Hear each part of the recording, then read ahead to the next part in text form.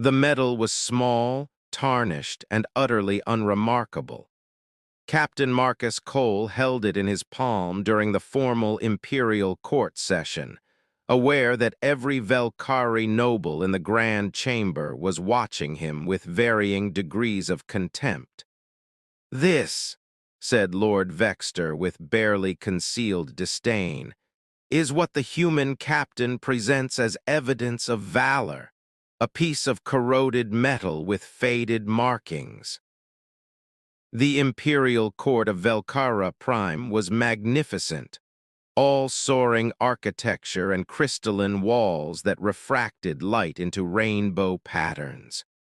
The assembled nobility wore their finest formal attire, their orange skin adorned with precious metals, their blonde hair elaborately styled. They were the pinnacle of Velkari society, and they were not impressed by the human standing before them. Marcus had been summoned to court to receive formal recognition for his role in defending the Velkari colony of Epsilon 9 from raiders. It was supposed to be a straightforward ceremony: accept the medal, give a brief speech of gratitude, leave. Simple. Except Lord Vexter had decided to turn it into theater. "The human military decorates its soldiers with worthless trinkets," Vexter continued, addressing the court rather than Marcus. "Look at this pathetic piece. No precious metals, no artistic craftsmanship, just stamped alloy. This is what Earth considers an honor." Marcus looked at the medal in his hand. The bronze star with Valor device, earned 15 years ago during the Proxima Station conflict. The ribbon was faded, the bronze was tarnished, and the small V device that marked it as earned for valor had oxidized to near black. To a Velkari noble who measured worth in precious metals and artistic beauty, it probably did look worthless. "My lord," Marcus said carefully, "this metal may not be made of precious materials, but—" "But nothing," Vexter interrupted. "You humans parade your cheap decorations as if they mean something. In our culture, honors are valuable because they're literally valuable: platinum, gold, rare gems. They represent real worth. Your trinkets represent nothing." Several nobles murmured agreement. Marcus saw Queen Shuravel watching from her throne, her expression unreadable. "If I may address the court," Marcus said, his voice steady despite his rising anger. Vexter waved dismissively. "By all means, explain to us why we should take seriously a military that decorates valor with oxidized scrap metal." Marcus looked at the bronze star again, felt its familiar weight, remembered. "This medal was awarded to me during the Proxima Station siege," he began. "I was 23 years old, a junior lieutenant commanding a security detail during what was supposed to be a routine diplomatic protection mission." The court was watching him now, some still contemptuous, others merely curious. "The station came under attack by separatist forces. 300 civilians trapped in the diplomatic quarter, including Thishan, Azurian, and Krix delegates. My orders were to hold the position until evacuation ships arrived. Estimated time until evac, 4 hours. Marcus's voice remained level, factual. "The separatists hit us with everything they had. My detail was 12 soldiers. They brought 200. We were outgunned, outmanned, and outpositioned. Tactically, we should have retreated and saved ourselves." "Then why didn't you?" someone in the crowd asked. "Because 300 civilians would have died, and because holding that position was the right thing to do, regardless of the odds." He looked directly at Vexter. "You want to know about this worthless piece of metal? This is what it represents. Sergeant Chen, who held the North Corridor for 40 minutes after taking 3 rounds to the chest because he refused to let the enemy advance past him. Private Jackson, who was 19 years old and terrified, but stood her ground anyway because the person next to her was counting on her. The contemptuous whispers had stopped. The court was silent. Lieutenant Rodriguez, who died shielding a Thishan family from a grenade blast. Corporal Mbeki, who kept fighting with a shattered arm because the automated defense systems needed manual override every 90 seconds, and if he stopped, the perimeter would collapse. Marcus's hand tightened around the medal. This worthless trinket represents 4 hours of absolute hell. It represents soldiers who stayed at their posts when they had every reason to run. It represents 12 people who decided that protecting the lives of strangers, including your allied species, mattered more than their own survival. How many of your details survived? Queen Shuravel asked quietly. For your majesty, 8 died holding that position, but all 300 civilians survived the evacuation. The silence in the court was profound. The medal itself, Marcus continued, addressing Vexter directly. You're right, it's not made of precious metals. Its bronze alloy, mass-produced, probably cost 15 credits to manufacture. By your standards, it's worthless. He held it up so the entire court could see. But this specific medal was pinned on my uniform by the mother of Private Jackson, who died at 19. She insisted on being the one to present it because, in her words, I'd brought as many of her daughter's squad home as I could, and that meant something to her. Marcus's voice grew harder. This worthless medal represents 8 soldiers who gave everything and 4 survivors who carry that weight every day. It represents the promise we made to each other, that we'd stand together against impossible odds because someone had to. He looked around the court, meeting the eyes of nobles who'd been so dismissive minutes ago. You measure worth in precious metals and artistic beauty. We measure it in sacrifice, in courage under fire, in the willingness to give your life so others might live. This medal is worthless by your standards because it's not supposed to have monetary value. It's supposed to have meaning. Pretty speech, Vexter said, though his voice had lost some of its confidence. But words don't change what it is. A cheap piece of metal given to common soldiers for doing their jobs. You're right about one thing, Marcus said.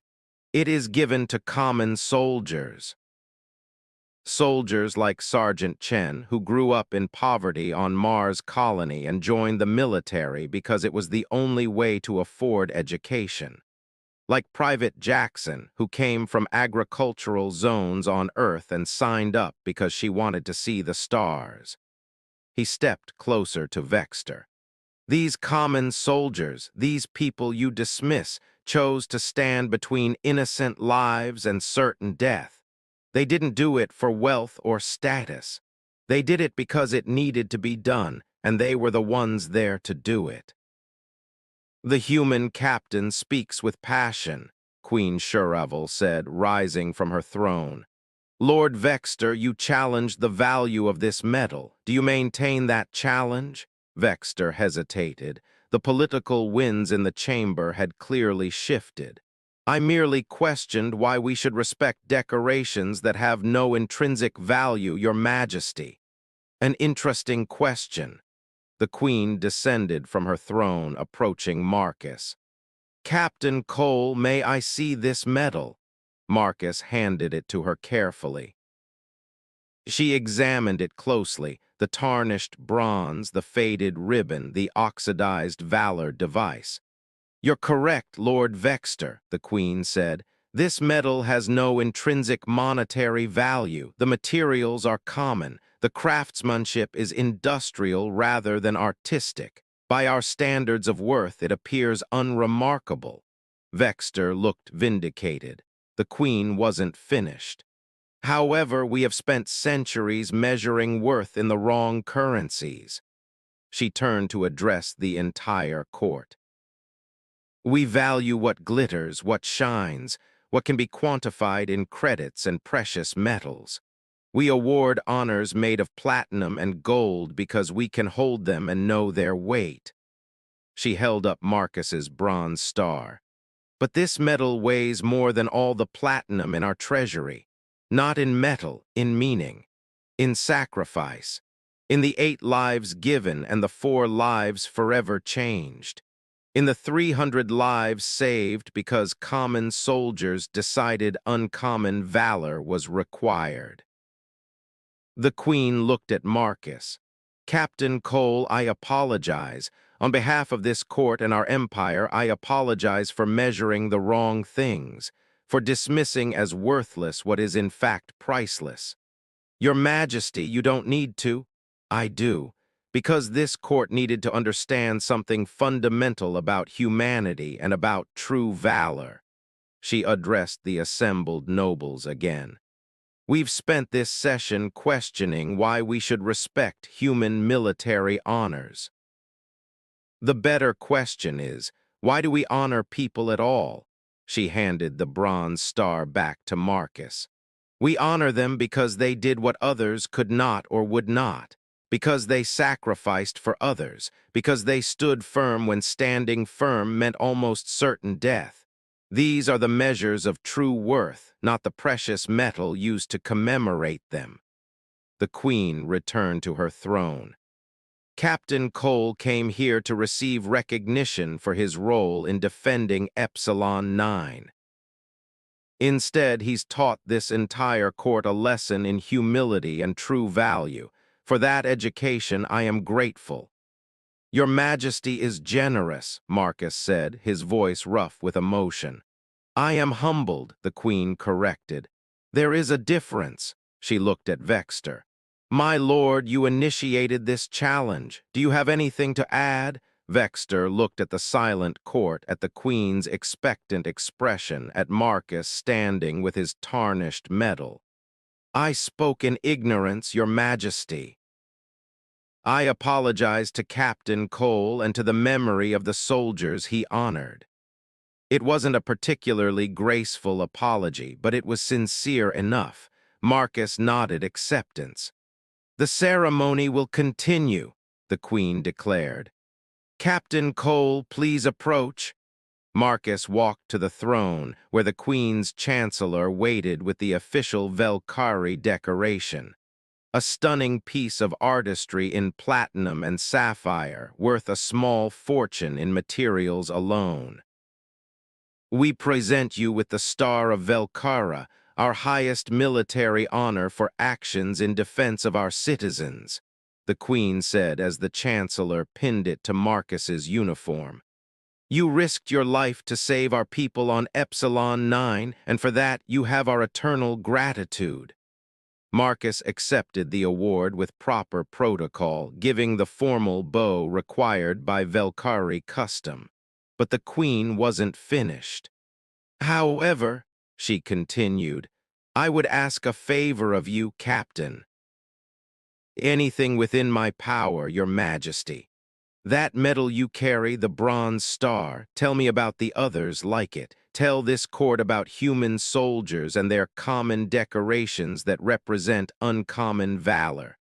Marcus was surprised but recovered quickly.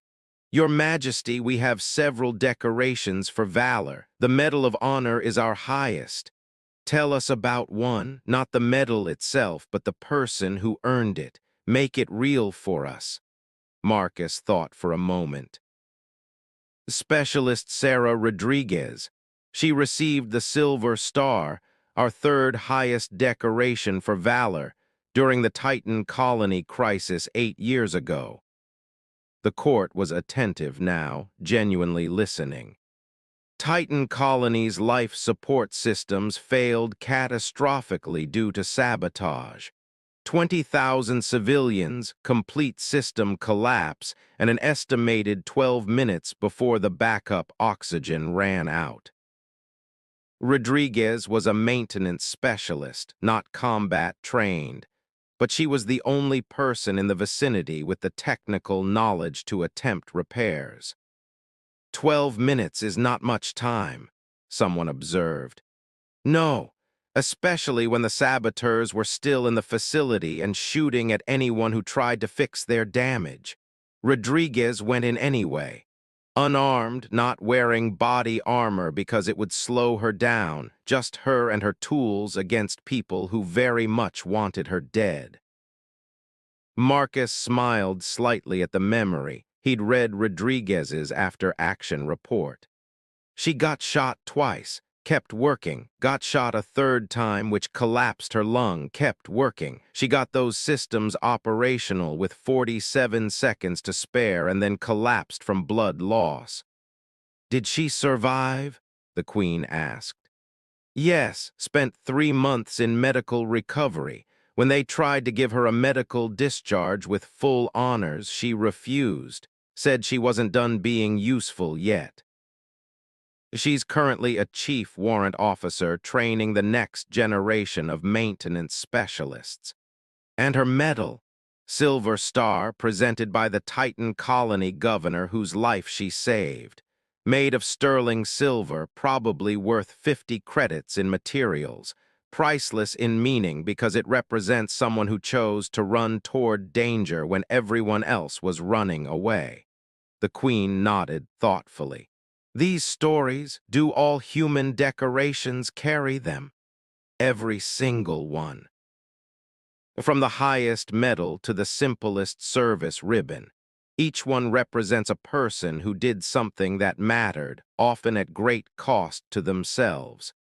Your Majesty, said Lady Muraven, one of the court's senior members, perhaps we should reconsider how we award our own honors, if meaning matters more than materials. A discussion for another session, the Queen said. But yes, Lady Myra, I believe we have much to reconsider. She looked at Marcus again. Captain Cole, you came here expecting a simple ceremony. Instead, you've challenged centuries of our cultural assumptions about worth and honor. That takes courage of a different kind. I merely spoke the truth as I understand it, Your Majesty. Truth is often the most radical form of courage. She smiled slightly. The Star of Velcara comes with significant monetary reward, 500,000 credits. I suspect that's more than your Bronze Star's material value. Significantly more, yes. But which would you choose if forced to select only one? Marcus didn't hesitate. The Bronze Star, Your Majesty, without question. Why? Because the Velcari Star recognizes what I did, a worthy action properly honored. But the Bronze Star recognizes who I stood beside while doing it. It connects me to people who gave everything to a promise we made each other. That connection is worth more than any amount of credits.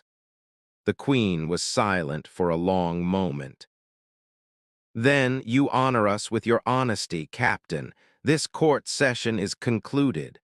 Later, in a private audience chamber, Queen Shuravel met with Marcus alone. That was quite a performance, she said less formally now. It wasn't a performance, Your Majesty, just the truth. I know, that's what made it so powerful. She gestured for him to sit. Lord Vexter was trying to embarrass you, to diminish humanity's contribution to the coalition by dismissing your military honors as worthless. Instead, you turned his attack into a lesson that humbled my entire court. I didn't intend. I know you didn't, which is why it worked. The Queen poured 2 glasses of wine. Captain, can I ask you something personal? Of course, Your Majesty. Do you still dream about Proxima Station? Marcus was surprised by the question. Yes, not as often as I used to, but yes. The 8 who died, every night for the first 5 years, now maybe once a month. But I remember them always, awake or asleep. Sergeant Chen's terrible jokes, Private Jackson's laugh, Lieutenant Rodriguez singing off-key during long shifts. You carry them with you. Always, that's what the medal means, not that I did something brave, but that we all did, together, and that I'm still here to remember the ones who aren't. The Queen sipped her wine. Our culture has become too focused on material worth. We've forgotten that some things can't be measured in precious metals or credits. You reminded us of that today. I just honored the memory of good soldiers, Your Majesty.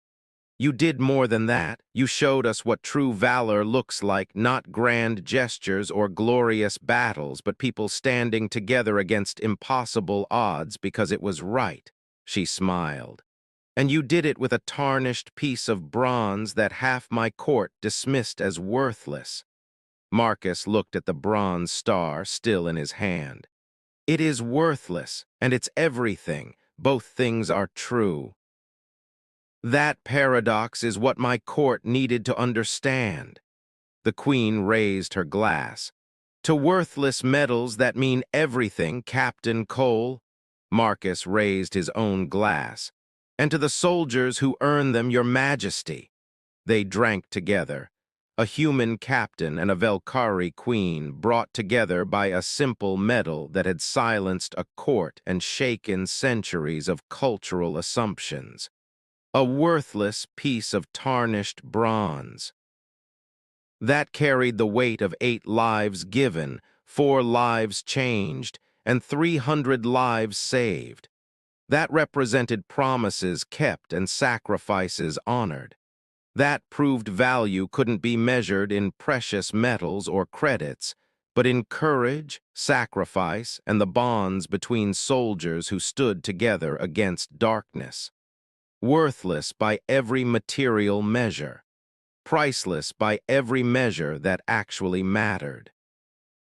And in showing that truth to the Velkari court, Marcus had honored his fallen comrades better than any formal ceremony ever could.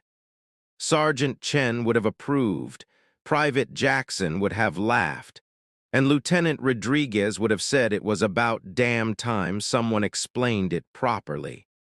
The medal went back into Marcus's pocket where it always stayed. Worthless, priceless, both, always.